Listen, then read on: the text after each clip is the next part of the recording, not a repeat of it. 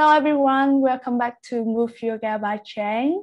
So today's podcast will be a very special one, not only because it's our first English speaking podcast yet, but also we will be welcome a very special guest, which is Mr. Tevia Feng, the founder of White Tiger Qigong, a world-renowned Qigong style that has been practiced around the world by thousands and thousands of people.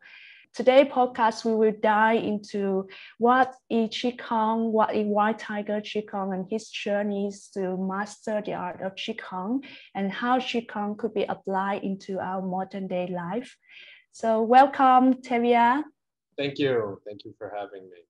Okay, why don't you begin by introduce a little about yourself and your story from a boy who doing martial arts from a very young age to the master of Qigong and have your own style?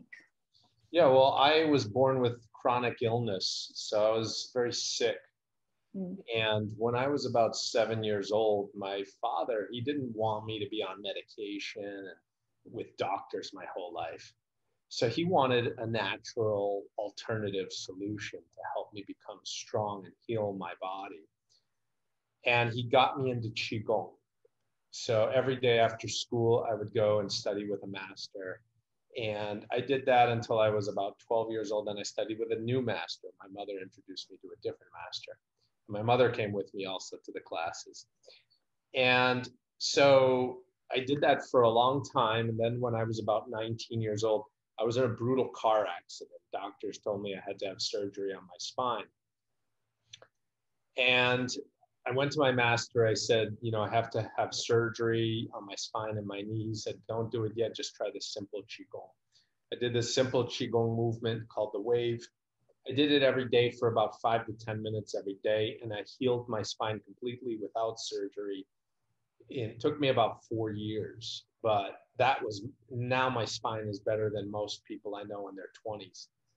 And so I really believe in the power and the healing of the Qigong, in what it can do for many different types of illnesses, emotional imbalances, and as well as for professional athletes. I work with the world champion female karate fighter of 2019.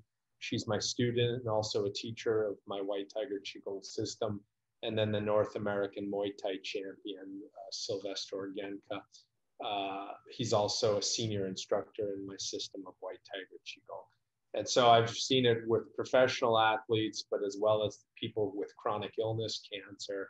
I've worked with people with different types of cancer, difficult to treat illnesses, and I've seen it do amazing things, all without pills. So I'm a big believer in this Qigong.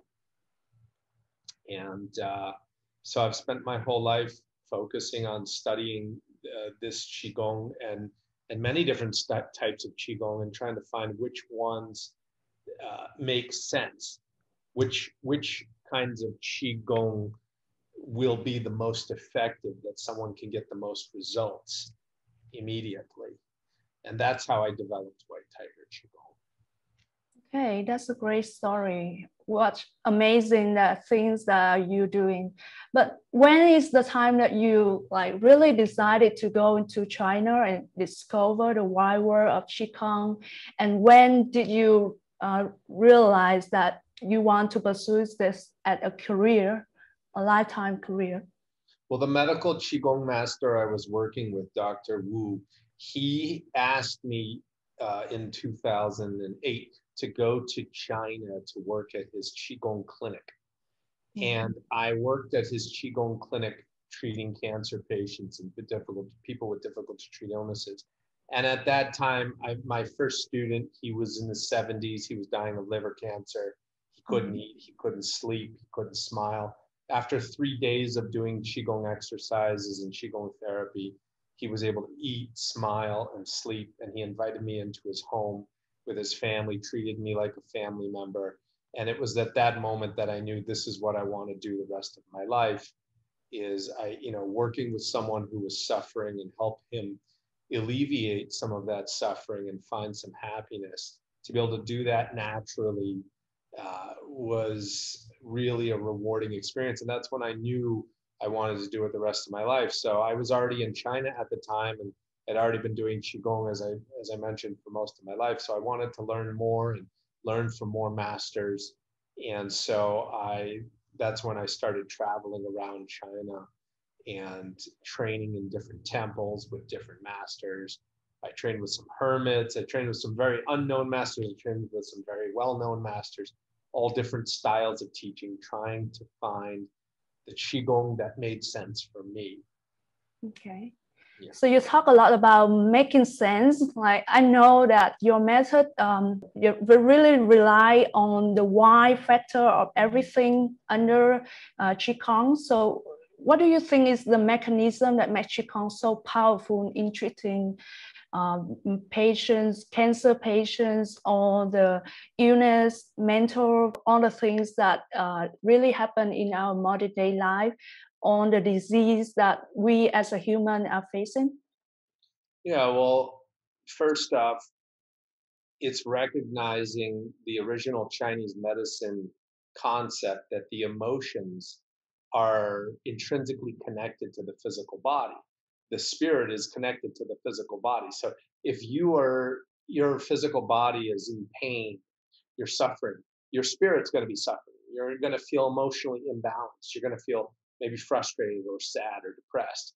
And the same thing, if you're feeling sad or depressed or angry, your body's going to be tense or it's going to be hurting and it's not going to feel good. So the body is totally connected to the mind, the spirit. And so when we do, say, for example, you have back pain, that back pain, if you leave it unchecked for years, like you work at a desk, and if you don't do something to address that back pain, that will become chronic.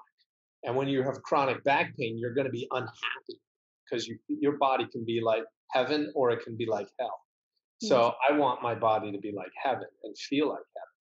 So you have to make your body like your temple, and that is treat it really well and know what to do for it. So, I wanted to take what was considered an esoteric concept that's really hard for people to understand. Some people think it's like magic, it's not. So I wanted to understand the science behind it. And that's when I started working with scientists, sports science experts, anatomy experts, fascia experts, neuroscientists to create a university style curriculum where we can understand the science behind the Qigong and why it works the way it works. So I'll give you an example. In neuroscience, you have the concept of the nervous system. So you have the autonomic nervous system, which hosts the parasympathetic nervous system and the sympathetic nervous system.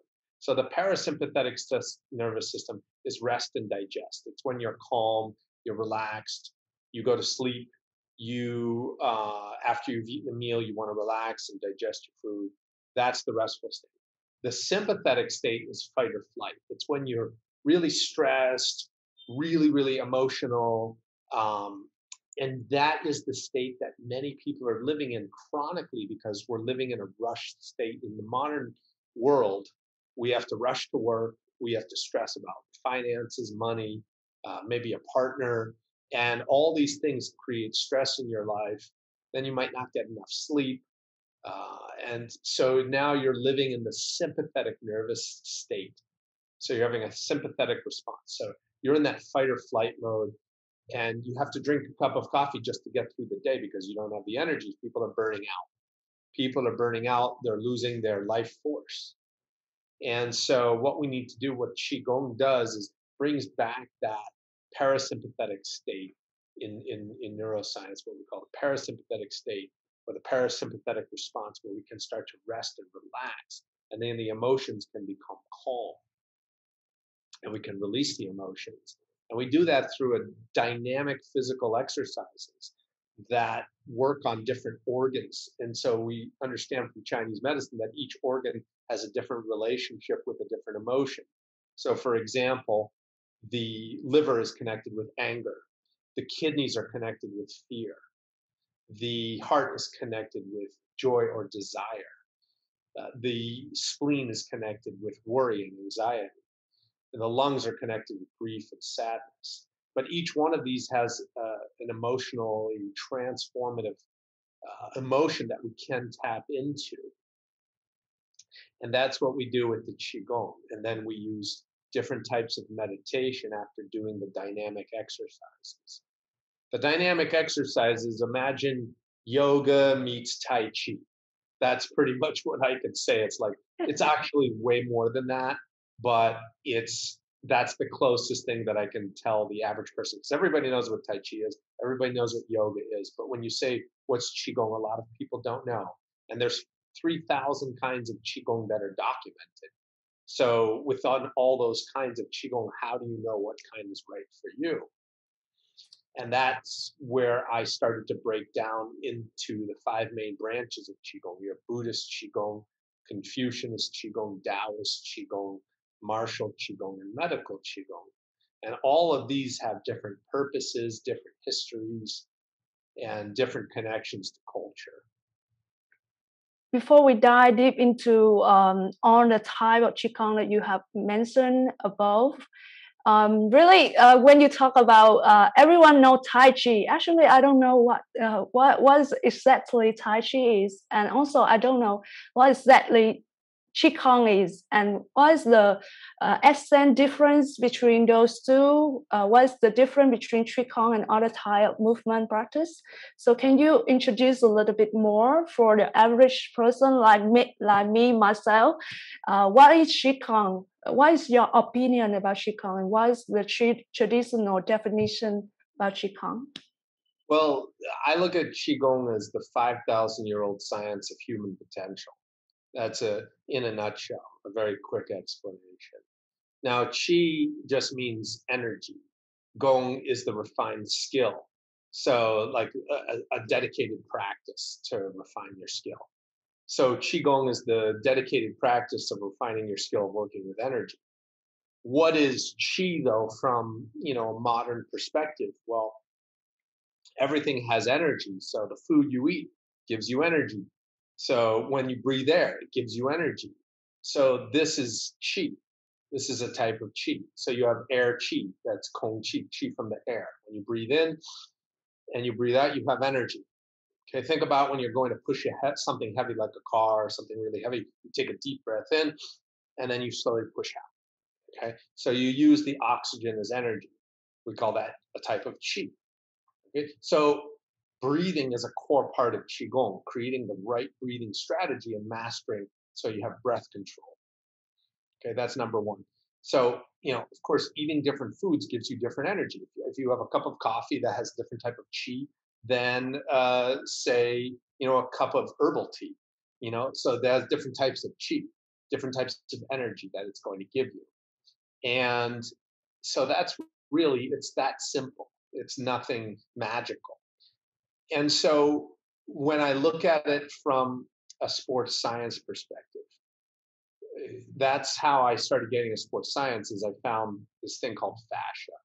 So for those of you who don't know what fascia is, it's a modern sports science that it's the new anatomy. So your body is basically made up of this spider web of fibrous, gluey substance of tissue that wraps around the muscles, wraps around the bone, and becomes the bone. The bone is actually the hardest part of fascia, and it's right below the skin. And so this fascia connects the whole body. So you could have a headache, but it could be connected all the way down to your foot because the lines of the tissue connect throughout the entire body. It's like a shirt. So if I pull on one part of the shirt, it stretches the whole shirt. So the whole shirt is affected by one stretch. So if you stretch a part of the body, it's going to affect all the tissue. So you look at your body like fabric, like a sweater that has fabric, and you pull on one part, it's going to affect the other part. You can overstretch it in one part, and then it affects the other part, or you can overstrengthen it and it becomes too rigid. And as we age, the fascia becomes more hard, and it becomes more plastic. As you're a baby, babies are so flexible. Watch a baby, they can do splits and put their head down in a split without ever stretching because their body is so soft. Now, as we age and become old, that becomes more and more difficult. mobility. We lose our mobility. So Qigong keeps that softness and that mobility in the body to keep you young and strong and healthy and flexible. So you have flexibility and strength at the same time. And when I speak Qigong, I don't mean all types of Qigong, the kind of Qigong that I actually teach in the White Tiger system.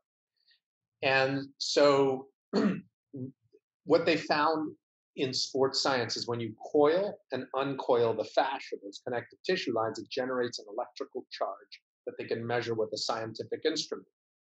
And so my master said, you tension to relaxation, that generates qi. Well, what he meant from a sports science perspective is we coil and uncoil the tissue in the body, and that generates electricity, an electrical charge in the body. When you know how to move correctly and direct that electrical charge, you can direct it to a different part of the body. And so say I have back pain, I can twist my back and move my back and do rhythmic movements of my back to generate those electrical charges to get circulation and also move that fascia and make it become softer. So if you ever wake up stiff in the morning, that's what they call fuzz that grows around and makes the fascia become harder. So when you wake up in the morning, you do some type of movement and it softens it up and your body becomes soft again. And we want to keep that softness like a baby. So do you try to use all that knowledge to explain all the traditional move and poses, postures that traditional Qigong has, or do you use that knowledge to invent new way of moving that really affect or really go deep into the body and make on that effect that you mentioned? Well, I take traditional Qigong. I took traditional Qigong that dates back up to 2,000 years old. And I worked with anatomists to make it safe for the modern person, because when you go learn a lot of it in China, they're teaching the most talented, flexible and strong people you can imagine. And it could be dangerous for the average person. So I worked with a professional anatomist to make it safe. I worked with physiotherapists to make it safe and make a beginner's version for each movement. So we only altered it to make it safer and to make it easy for beginners for any level to come into, which they didn't teach me in China. So I had to do that by myself. But this is all based on traditional Qigong. Okay. So it's very interesting because the kind of yoga movement that I'm doing right now also take a new perspective on the traditional yoga by incorporating the knowledge of anatomy, fascias, sports science into a new way of movement that is more safe for a modern person body. So let's talk a little bit about how would Qigong would fit into the lifestyle of modern people, citizens. How would it help? I look at Qigong like the way I shower every morning. So you shower, you brush your teeth. So this is like a cleansing exercise. So you're cleansing the body, cleansing the mouth, but you also need to cleanse the internal body underneath the skin. So you're just cleaning the exterior, right? You need to clean the interior. So every day I do Qigong to move that. So, we all wake up with aches and pains, especially as we get older. And so I want to feel like good in my body. And so I do it every single morning before breakfast. And this gives me like a reset. And then I'm like setting my tone for the rest of the day. So now my body's going to feel good no matter what I'm going to do the rest of the day. If I'm going to go out for a trip or if I'm going to stay home and work on the computer, my body's going to feel good. And my emotions are going to be calm. And so it's like a reset. And then at the end of the day, if I have time, I'll also like at sunset, do Qigong, do some Qigong. So you could do it after you get home from work, So if you're too busy in the morning, you could do it after you get home from work, but you should do it, at least try to do it once a day for at least 30 minutes. And that's it. It's that simple. But Qigong focus on the right postures? when you do your day? You go Yeah, through absolutely. So Qigong integrates within your whole life. So like you'll learn to breathe very softly and smoothly with Qigong, and then it will start to become a habit. So when you're like working or something, your breath will start to become naturally more soft and relaxed. And then your posture as well, because when you're doing Qigong, we have specific postures to reset the system. So then if you find yourself like punching in a chair like this, with your chest forward, which a lot of people do, and the back is rounded, you're going to start to notice it, and you'll start to straighten up and lengthen in your spine, and you'll start to pay attention to your posture more because you're going to recognize what posture is incorrect and what posture is correct. Now, also, one of the things they found in sports science and in physiology is that your posture affects your relationship and perception of yourself and also Yes. your emotions. So if you are hunched over, slouching, might feel sad or depressed. And if you're sitting upright and the back is straight, you're going to feel more awake. You're going to feel more confident, alert. And so all of these things are effective into your everyday life. Yeah, actually, I have talked about this in my previous podcast about postures. So there's a professor named Amy Cuddy in Harvard University. She do like a research, and it's have like a connection between how you perceive yourself with how you hold your body, and it will affect the ability to like doing good in an interviews, public speaking. So it affects everything. So it's great. There's a lot of similarities between your style of Qigong and my style of yoga. And it's great that you mentioned about the reset, because it's one of my burning questions for so many years. Because we are yoga practitioners, we are Qigong practitioners. Why we still feel very stiff in the morning? Sometimes we also feel a little bit back pain if we sit for too long. So it's really our body need to reset again and again every day. So we need to do constant work to really feel relaxed and feel calm in the body. Also working with the breath. Absolutely. And for people who are very active, you might do a lot of yoga or martial arts or something. You might, feel pain from doing a very hard workout and in the gym or something like that. And the next day you can do Qigong to smooth that out and relax that. And then, even in the afternoon, it might come again because you've been sitting in a chair all day. So you might need to do it 2 times a day. Or you might even need to get up every 30 minutes or 90 minutes and do like 5 minutes of simple Qigong movement to make your back relaxed. That's when I had my spinal injury, when I was in that car accident, I had to do Qigong, 3 times a day sometimes on my back because it was in so much pain, but it helped. And gradually, little by little, I healed it completely. I'm curious, like when you first started, how intense is your practice? Did you practice like 3-4 hours a day to reach the kind of mastery that you are now? Well, when I was, 7 years old, we did it after school for a couple of hours.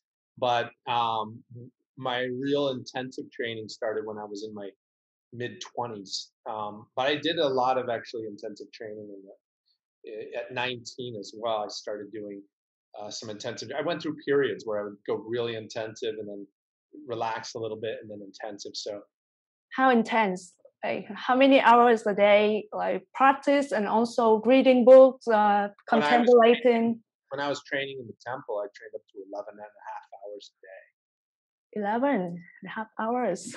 Yeah. Really? Yeah. And then when I lived with one of my masters, I trained on average 8 to 9 hours a day. Okay. Yeah. That's a lot. Yeah. like you do a full-time job with Qigong. Yeah, I did.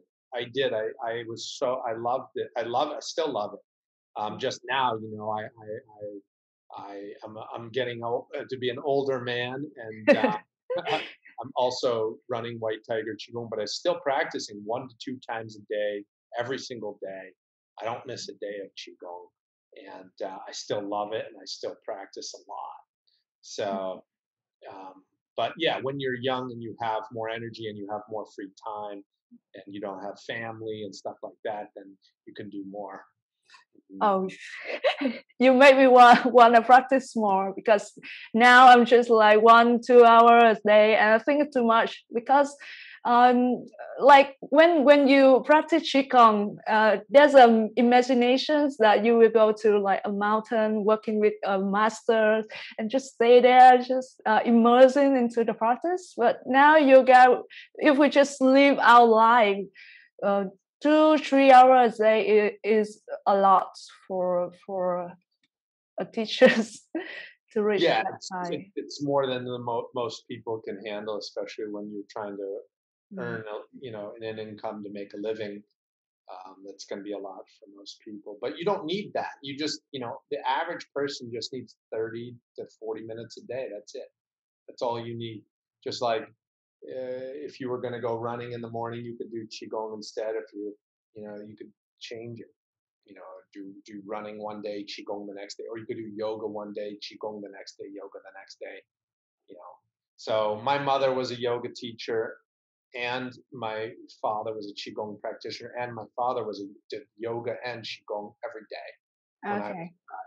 So both my parents, I grew up to them doing yoga, and then my father doing qigong. Yeah. My mother still does qigong actually now, and yoga as well. Yeah. She do White Tiger Qigong.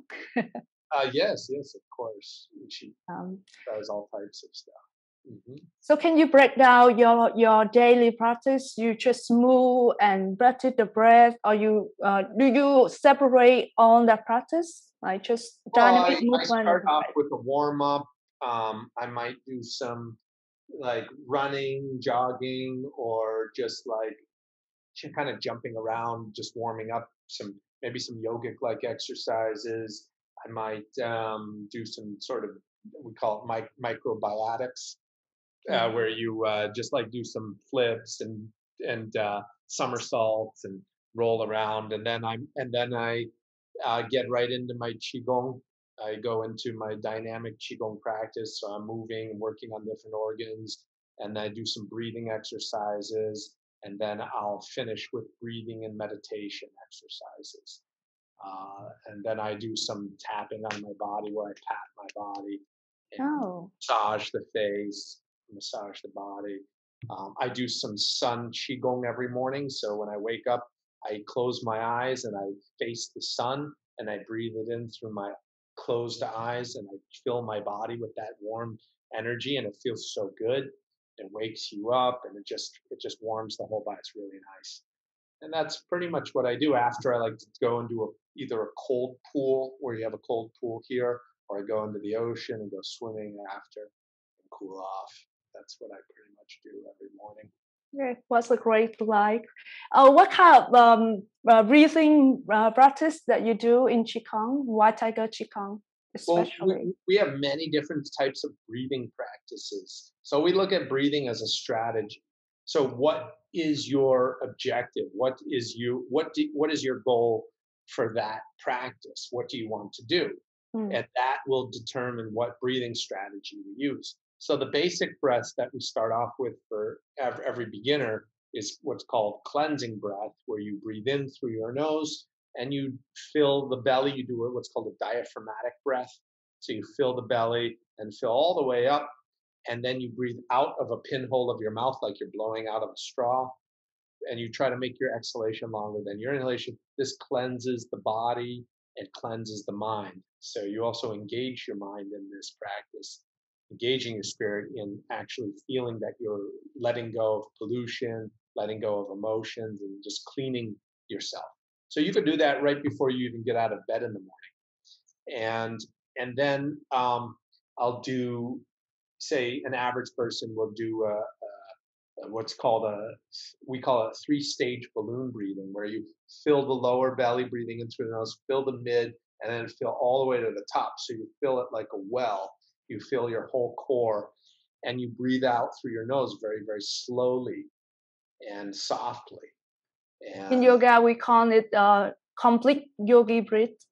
okay, yeah. Yeah. So you have well, you have to remember India and China are next to each other. So the Indians were coming into China and influencing the Chinese, the Taoists there. So like I learned a form of Qigong that had a lot of influence from yoga, as you could see it in the Qigong. You can see almost very similar movements.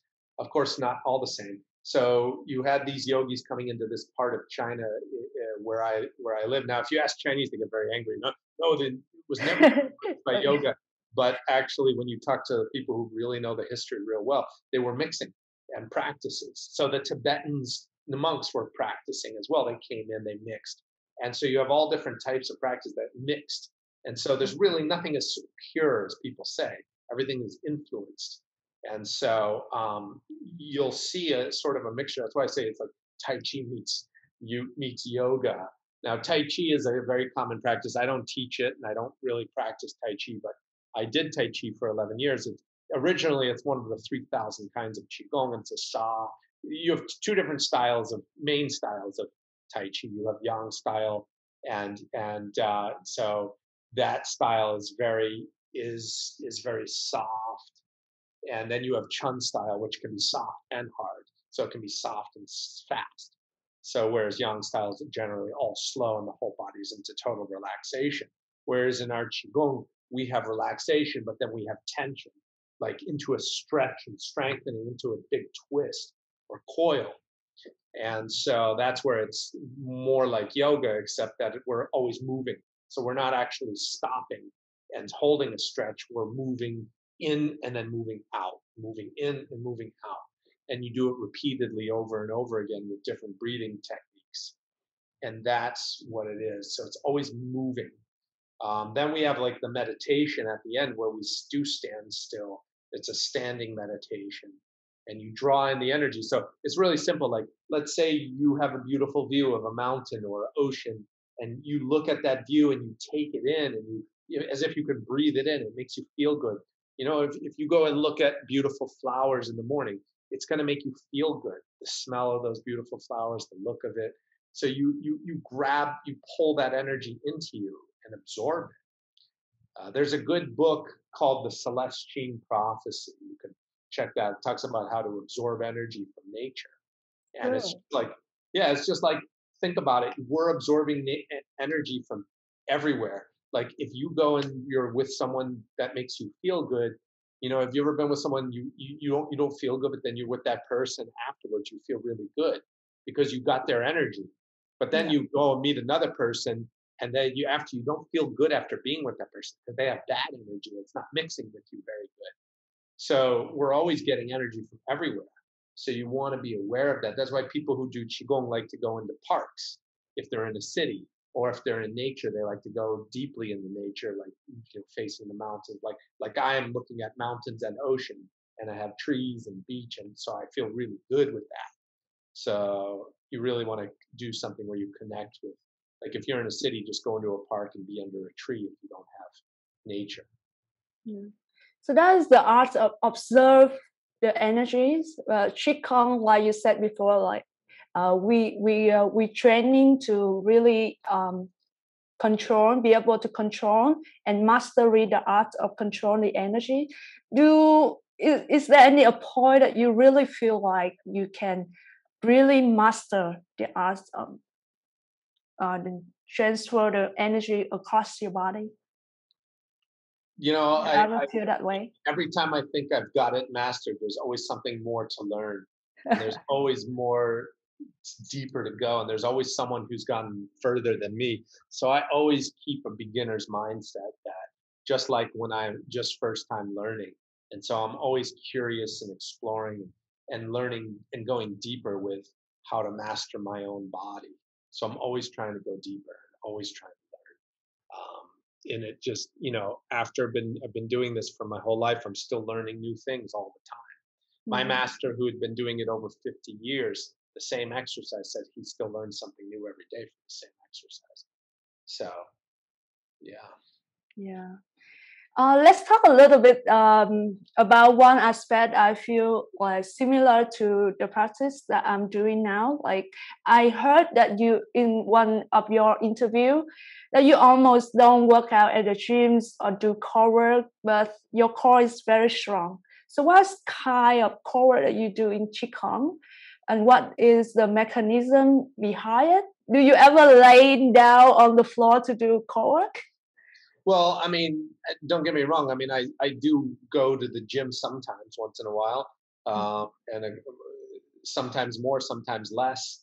And but I don't bodybuild. I'm not into. I don't want to build big muscles because that's going to reduce my mobility. But I do like some strengthening exercises, absolutely. I like pull-ups and push-ups and stuff like that. But core exercises, once in a while, I might do them just to feel it, just to get that squeeze. But in general, I've been able to maintain a six-pack with Qigong alone. Because Qigong, the kind of Qigong I do, engages the core so much. And we do such strong breathing as well that you really develop strong muscles in the core. And so that's why I don't, I see people doing lots and lots of sit-ups and core work, and then I have a stronger core than them, and they're like, "How do you do that?" And I'm just like qigong, and so yeah, so that's this qigong is very strengthening. This style of qigong is very strengthening to your core. I say this is not your grandmother's qigong. Like in Vietnam, a lot of young people think, they think of their grandparents in the park, right? Doing Yes. qigong, and it's you just see them doing this really slow, super easy looking movements that look boring. But there's actually many styles of qigong that are very different than that and very difficult, even for a professional athlete. And so, like, I've taken gym trainers who like work out all day in the gym, take them out do qigong. They said they were more sore and it was more difficult doing qigong than their gym workout. So yeah, so this I say this is not your grandmother's qigong. This is not what you see your grandmother do. This is something that a lot of actually people start doing at a young age, where I train. Yeah. So I can see that you really interested in modern science, innovation in technologies, and actually I think that you are working with some company in tech to really elevate and explore deeper into the practice of qigong. Can you share a little bit about that? Yeah, so I've done scientific experiments with some neurotech where they put a headset on me and were measuring my brain waves. Um, and I actually have something being delivered from the U.S. in a few weeks. It's a neurotech, so you put it on your head and it can measure different brainwave frequencies. And I do different types of qigong, and then I can see on my computer what's happening in the brain. And I do different breathing techniques and see what's happening in my brain. One of the interesting things we found is that I could, with my breath and my meditation, I could completely shut off all activity in my brain. And we measured that in Hanoi at a company called Emotive. Yeah. So they actually recorded it on the screen. So I was able to completely shut off all activity in the brain.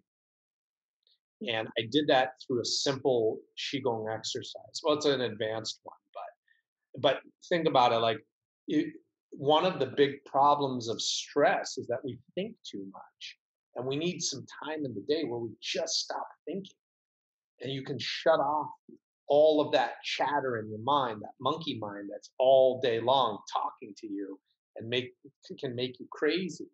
But if I told you you can shut it off like a switch, would you want that? Yeah, of course, everybody would want that. And you can do it with Qigong. It's not magic. You just got to practice the right kind of breathing and meditation techniques to do that. And what I'm playing with is firing up different parts of my brain on will so I can control the activation of different regions of my brain.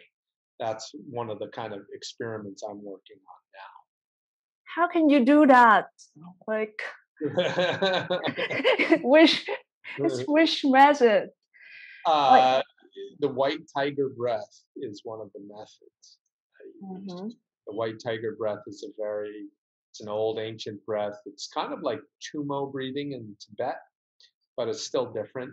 It's the Taoist version. And you learn to squeeze. So the brain is encapsulated by a bag of fascia, just like each organ has a bag of fascia that goes over it. And so I'm learned to squeeze that fascia and control where I squeeze it in different areas of my brain. And then I squeeze cerebral spinal fluid up my spine into my brain and control the amount of fluid that I'm actually pumping into the brain. It sounds complicated. Yeah. But is it just the visualization and practice, or it just have special techniques to it? The more you do Qigong, the more sensitive you will become to what your body is made of and what's inside of your body. So I can feel different regions of my brain. And so I'm able to squeeze those areas and I can feel the pump that goes. So you have cerebral spinal fluid that's pumped up the spine and goes up into the brain. You start to feel those parts of the body and you can start to feel how to manipulate it. So I can squeeze up my spine like I'm rolling a toothpaste tube or pulling up from a straw and squeeze that up, and I can squeeze it up into my brain and use breath. So I'm actually gaining a lot of muscle control. So I gain control over the muscles around my spine and up even in around my neck and in my perineum down below. And so this is a lot of years of practice. How long does it take to you to really get a hold of that control? Well, I've been doing this my whole life. Okay, that's a long time. Yeah. Okay. Yeah, I'm curious about your training. Like what kind of training do you have? Like if a person like me want to become just a Qigong practitioner, what kind of training can I go to? Or if I want to be a teacher, like what kind of process that I can expect from the trainings that you conduct right now? Well, before COVID, we did in like master courses and teacher trainings all over the world in Thailand, Europe, Australia. But now, because of COVID, I am staying here, and so we have all of our trainings online. Pretty much, most of our trainings online. So you can do a master course, and we have teacher trainings online where you can also have live classes and instructors who will coach you through the course. I worked with a guy in professional education from the University of Stanford to put together a university-style curriculum that we could do online. I also worked with an education expert from Harvard University who specializes in online education, so we could learn how to really put together a very high-quality program online. And it's become wildly successful and popular internationally. So that can be all done through our website, whitetigerqigong.com. Okay. And I heard you wrote a lot of books as well. Yeah, we've published multiple books on Qigong. People can read our books. You can buy those on our website or on Amazon. We have them translated into Japanese, French, English, of course. And yeah, so we have all of that as well. Okay. So today podcast themes, like the questions is to incorporate how we could incorporate Qigong into our modern day life, and also how we can understand the traditional Qigong in our modern views of sports science, fascias, anatomy. So do you have any last word that you want to share with our audience about how you can start your journeys to really practice Qigong and incorporate the practice into our life? Yeah, first you need to understand what's your goal with Qigong. Why are you doing Qigong? So once you define your reason and your goal, then you need to understand the different kinds of qigong that are out there, and then you can choose what kind is right for you. So for me, my goals are longevity, supreme health, happiness, and exploring my potential. Like, what am I capable of that they didn't teach me in school? What can I do?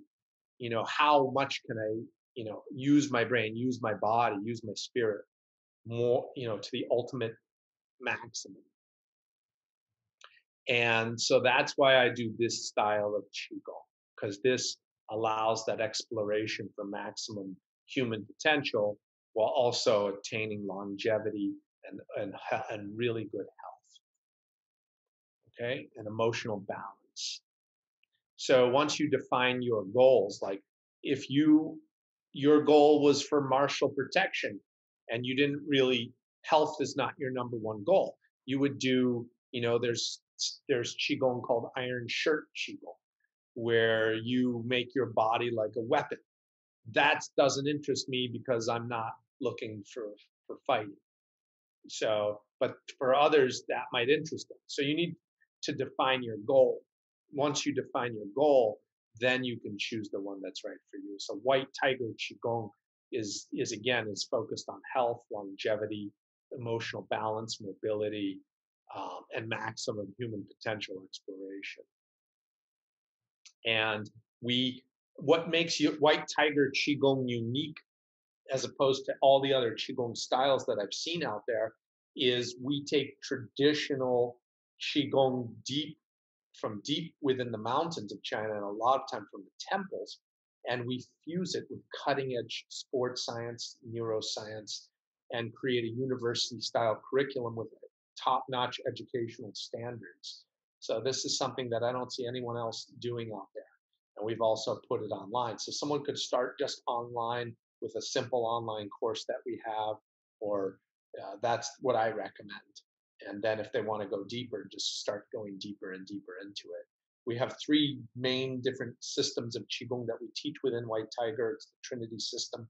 We have 5-element Qigong, which works in these powerful stances with deep stretches and deep breathing and breath holds in these powerful animal postures. And then we have the 5-animal Qigong, which you're moving dynamically, always moving into many different movements, which are going to, again, work on the bones, the joints, the organs, the meridians, and that's very highly dynamic. And then we have the 8-trigram Qigong, which is a flowing, rhythmic, more soft and gentle Qigong that's always flowing and has a continuous, smooth breath. And it's really, really nice, massaging the internal organs, making the body soft and malleable. And those are the 3 main kinds that we have. Then we have the primordial breath Qigong, which is a breathing meditation Qigong. And that's the foundation for the breathing meditation. So that's it. That's where I recommend for people to start. Before we end, let's stop here for a while to talk about a little bit about maintain the mental health, that what you mentioned before, because my previous topic in my podcast also mental health, and also it's like a burning topic nowadays. People staying at home because of COVID, and it's really affect their well-being. So what's your advice or some of the short practice that you could provide people so that they can really improve and maintain their sanity in their head? Yeah, so for me, it all comes down to Qigong. So if I didn't have Qigong, I don't know where I would be or how crazy I would be. For me, Qigong relaxes my mind. I need to do Qigong every day. When my master said, when you get angry, go do Qigong. When you're sad, go do Qigong. When you're scared, go do Qigong. When you have worry, you're anxious, go do Qigong. So I go and do Qigong to balance my emotions. And that really, really helps me maintain a calm and peaceful life. And so that's why I say do Qigong. And especially White Tiger Qigong, because that's the one that I know is going to work specifically on the emotions. So we have a whole set of Qigong online courses, Qigong for emotional balance. And we have an online course for each different kind of emotion and how to balance it. So this is what I recommend. Yeah.